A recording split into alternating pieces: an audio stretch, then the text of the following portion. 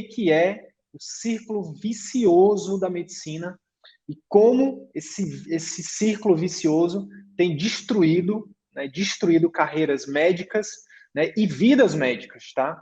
E de tabela, né, indiretamente também vidas de pacientes.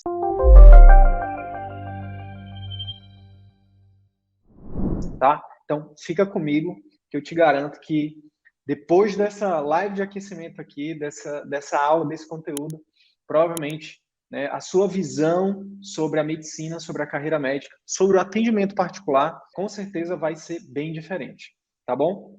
Sidney, o que é o círculo vicioso da medicina? Gente, círculo vicioso da medicina basicamente é uma terminologia, né? A gente denominou aquele momento em que o médico ele está trabalhando muito, está ganhando menos do que realmente o trabalho vale, né? Do que realmente o médico merece. E aí por isso ele acaba trabalhando muito, muito, atendendo muito volume, acaba tendo, por consequência, exercendo a medicina, uma medicina meia boca, né? Aquela medicina industrial que a gente chama aqui. Por consequência, os pacientes não melhoram, os pacientes não fidelizam, os pacientes não ficam satisfeitos. E, além disso, esse médico ele acaba perdendo a saúde, né? Trabalha demais, come mal, não se alimenta bem, não dorme bem. Muitas vezes, para manter essa carga de trabalho alto, acaba tendo que lançar a mão aí de, por exemplo, medicamentos, né? Muitas vezes esse círculo vai piorando, não espiral negativa, né? Aí muitas vezes esse médico, essa médica não consegue dar atenção para o cônjuge e aí o casamento fica, né, o relacionamento abalado.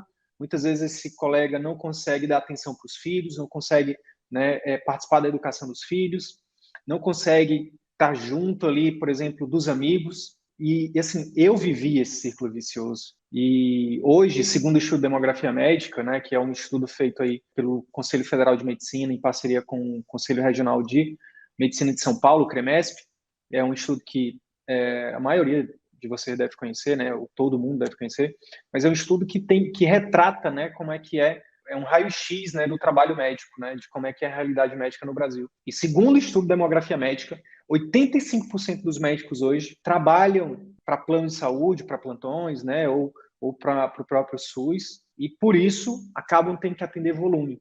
O próprio demografia médica também mostra, né, que ele é atualizado a cada 2 anos, né? Então, se eu disser algum dado aqui que tiver desatualizado, eu já peço perdão para vocês por isso. Mas da última vez que eu li, 75% dos médicos trabalhavam mais de 44 horas semanais. 75% dos médicos. Então, assim, mais de 3 vínculos, a maioria também. E a maioria ganhava até 16 mil reais. Então, assim, comparando esses 16 mil reais com o salário mínimo, com quanto ganha a população geral no Brasil, realmente o médico até ganha, né, acima da média, com certeza. Isso é um fato. Mas o que ninguém conta, né, o que a Globo não mostra, os bastidores da vida médica, ninguém sabe, só quem sabe é o médico. Quem é mãe, por exemplo, que, por exemplo, acabou de sair do período de licença maternidade, tem que voltar a trabalhar ali com 6 meses, deixar o filho em casa chorando, né? Ou pai, né, que deixar o filho chorando também em casa, tendo que muitas vezes eu já ouvi muito isso, né, de colega médico falando assim: Sidney, para mim o basta foi quando eu chegava em casa, por exemplo, 6 horas da tarde de algum vínculo, e 19 eu já tinha que estar em outro lugar, eu já tinha que estar num plantão, né? E às vezes deixava, uma das vezes que fez o meu baixo, o dia do baixo, foi uma vez que aconteceu isso. Eu cheguei do consultório, 18 horas em casa ali, tive que tomar banho, engolir alguma coisa rápido e sair para o plantão que eu entrava às 19. E nesse dia a minha filha ficou chorando e aquilo foi para mim o dia do basta. Eu disse, não dá mais para mim, eu preciso focar no meu consultório particular, porque no particular eu consigo, né, eu consigo cobrar quanto realmente meu trabalho vale e consigo diminuir minha carga de trabalho.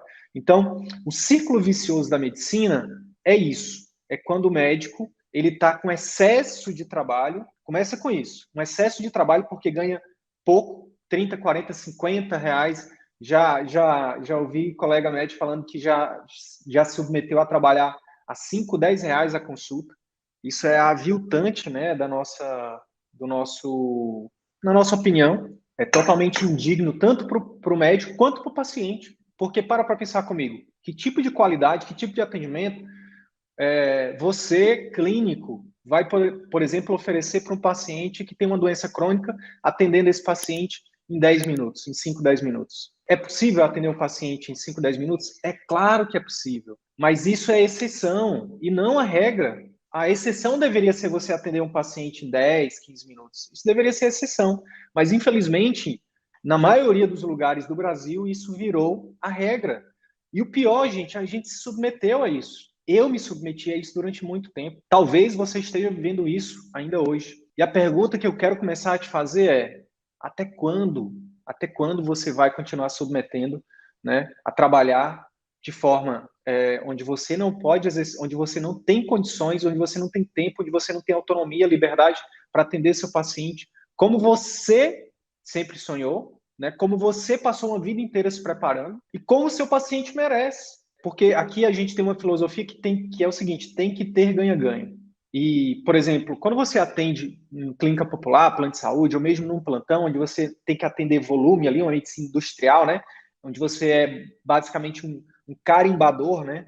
E eu falo isso com muita empatia, porque eu passei por isso. Eu dei plantão durante muito tempo e eu andava com a minha bolsa de carimbo. Quem nunca, né? Talvez você ainda tenha sua bolsa de carimbo aí, que para agilizar, né, entre aspas, para agilizar o atendimento, você tem que, né, ter ali o carimbo dos exames, o carimbo da receita, né, o carimbo do encaminhamento. Por quê? Porque é uma medicina industrial. Nos transformaram no robô e a gente aceitou.